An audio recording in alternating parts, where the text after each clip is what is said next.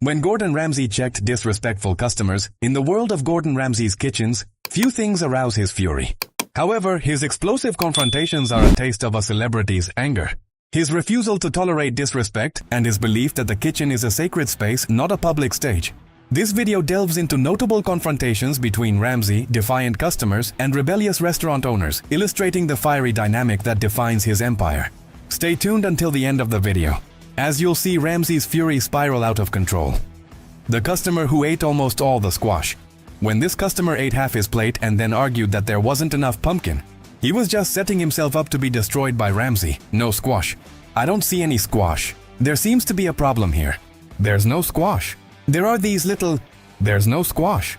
I don't want it. You don't want it, but you almost finished it. It doesn't have squash. Yes.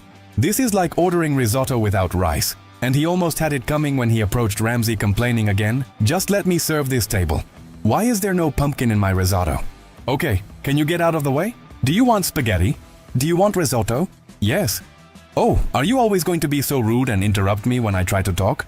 I just want more pumpkin. Fine. Well, I'll bring you more pumpkin. I'll ram it right up your... Will you give me a hole or a dice? The customer was left with nothing to say. The old food confrontation. Another similar incident occurred when this owner invited Ramsay to review his food, but he served him a week-old eggplant parmesan. Ramsay didn't let it slide and gave the owner a brutal dose of reality. You made this on the weekend or Friday. You made it on Friday. Yes, you did. And today is Tuesday. Yes, it is. Friday, Saturday, Sunday, Monday, Tuesday.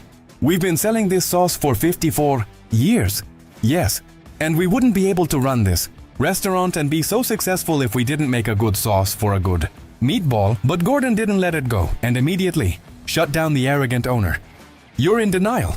No, I'm not mocking you or getting hysterical, telling me that you work there 8 hours a day cleaning, telling me that the food is great and that people love it. I'm scared shitless to wear diapers. That you shouldn't shit yourself. Are you okay? Yes, I'm fine.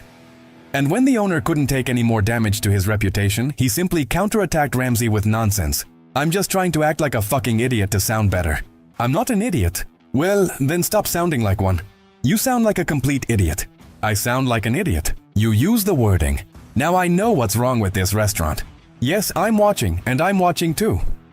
The Jim Bunny customer. When this customer received his food undercooked, even though he had asked for it medium rare, he refused to speak to the waiter and went to the kitchen trying to look tough. Come on, please. Too big. This man is throwing food on a plate.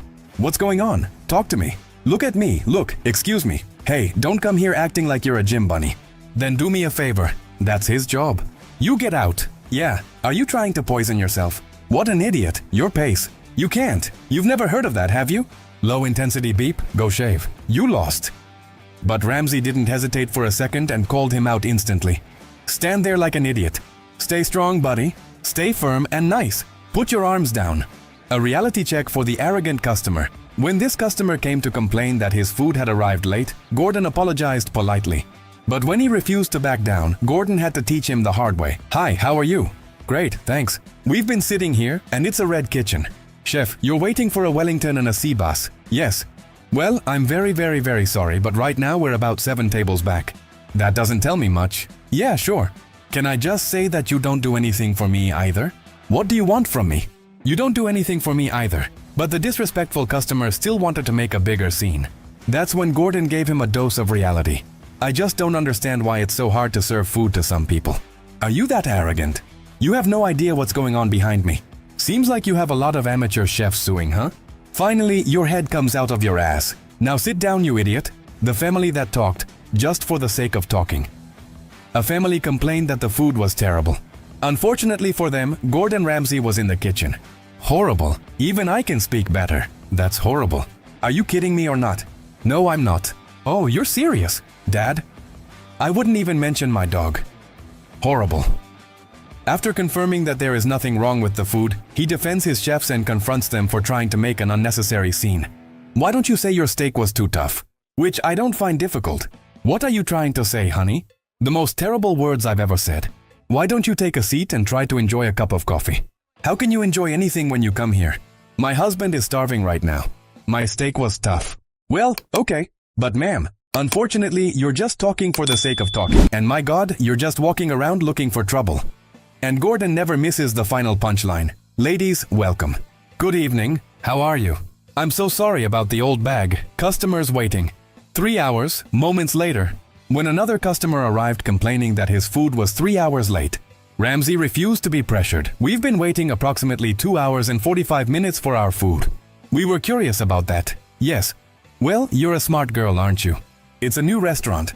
Yes, it's been a difficult night. 2 hours and 45 minutes. Yes, anything else? Then why don't you leave? The customers could only mutter after being brutally humiliated. What's his problem?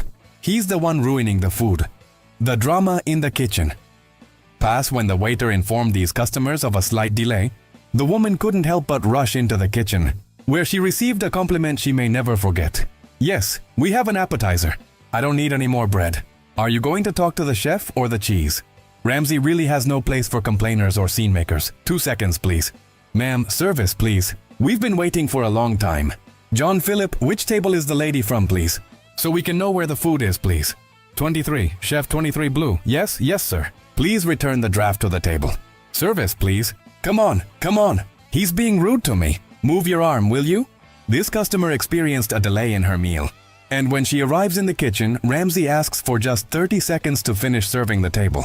But since she can't contain herself and starts yelling at him, Ramsay turns it into a 30-second clowning session, after which she would even flip his plates over. Excuse me, Mr. Rose, yes, it will take 30 seconds right now. I just asked you for 30 seconds if you would be so kind. I'm in the middle of serving a table. Service, how long do you think that could take? Would you mind taking your breath away from my hot plate? Yes, look at that. How can I serve food with those things there? Chicken safety, please. The customer who whistled, I'm not your dog. When this customer approached him complaining that her food was tasteless, Ramsay tried to defend himself. But moments later, he completely lost his temper. Yes, chef. Yes, ma'am. Totally flat, no flavor. Second time I've had this. Okay, thank you. Put your veil on, please. Yes, chef. Fine. Don't whistle at me. I'm not your dog. Yes, you look more like a dog than I do. Will you leave, please? Ramsay left the arrogant Karen speechless, letting her know that he would not tolerate any disrespect. Can you tell me to whistle? Come here, boy. Sit. And he still had the last laugh, putting the final nail in her coffin. Did you hear that lady whistle at me? Give that to the dog. Yes. Put a leash on him in case he runs off with the... Restaurant owners in total denial. This was not the first time Gordon had visited a restaurant in decline, but the owner refused to accept any criticism and instead got into a heated argument with him. The place is a filthy mess. Look, what's that? Lambos. And who's running this? You don't have a head chef. Jimmy is my head chef. So we do have a head chef. He's appointed. Why don't we celebrate and get out of this business? Just when the absurd owner started to be disrespectful, that's when Gordon lost his temper and everything got out of control. Excuse me. What do you think I'm doing? I mean, I'm trying. You're being an idiot. This wasn't like that. It's not like you're calling me a fucking I am. You're a little cocky. Let me tell you something, kid. Here we go. Listen to me. I'm not going to listen to you. You're in denial. I'm not in denial. Yes, you are, and you can't even accept it. You're going to go out there again. I am you. The arrogant and selfish owner could only curse the chef and even ran out of the place, refusing to take any advice. That woman dodged. You're crazy. You are. Yes, blame me all you want. Crazy. That refrigerator wasn't like that before you got here. I would never allow that refrigerator like that. The bones, the moldy lamb bones. I don't even talk to my staff like that. Get out of my restaurant. I'd love for you to go. I'll leave my restaurant, please. And the scandalous Karen couldn't help but explode in anger, even calling Chef Ramsay a disgrace to the food industry. You're in total denial. You need therapy. You're a disgrace to the industry. You would leave my restaurant.